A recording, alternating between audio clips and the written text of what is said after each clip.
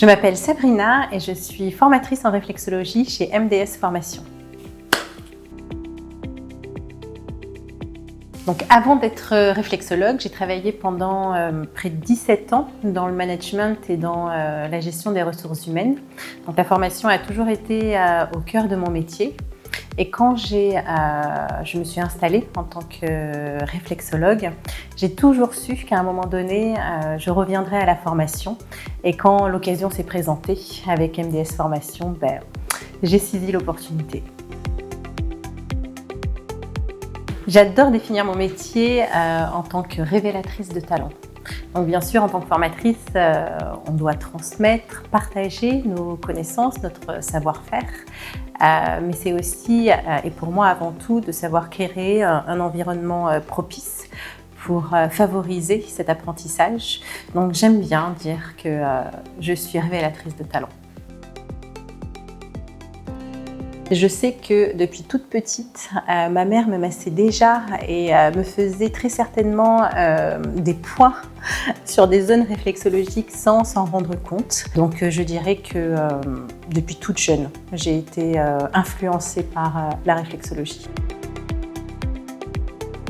Alors toujours su, non, mais par contre, en prenant de l'âge, j'ai appris à me connaître et à savoir ce que je voulais vraiment dans ma vie et dans, on va dire, ma carrière professionnelle. J'aime les gens en fait, j'aime le contact humain, j'aime échanger, partager. Je trouve que c'est tellement enrichissant de pouvoir avoir ce partage d'expérience et surtout j'aime aussi voir les personnes grandir et évoluer dans leur apprentissage.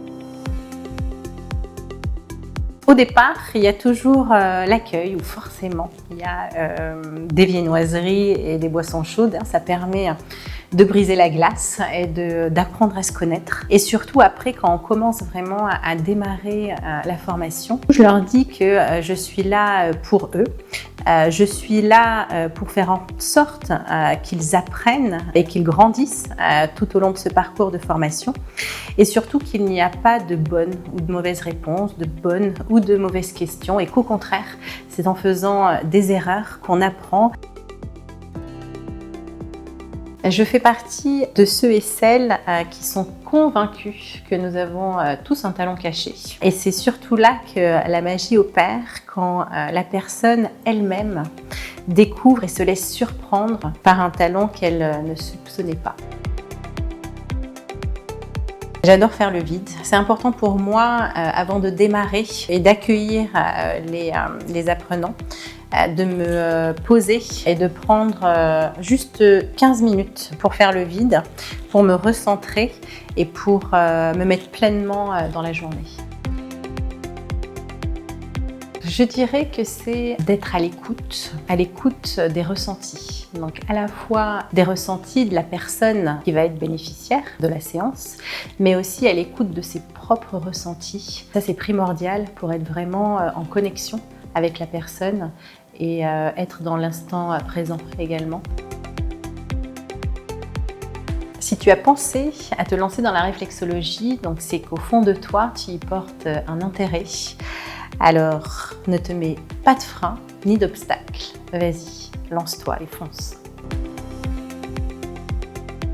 Si j'avais un conseil à donner, ce serait de lâcher prise, de vivre l'instant présent et d'être vraiment en connexion avec le bénéficiaire. En plein essor. En tout cas, j'espère et je milite pour que la réflexologie soit plus connue parce que c'est une pratique qui se laisse encore à découvrir. Forcément la réflexologie, donc la plantaire et après la crânio-faciale, les deux combinés. Je trouve que c'est le combo parfait. Les deux. En soi, je pense que tous les moments sont les bienvenus pour recevoir une séance bien-être.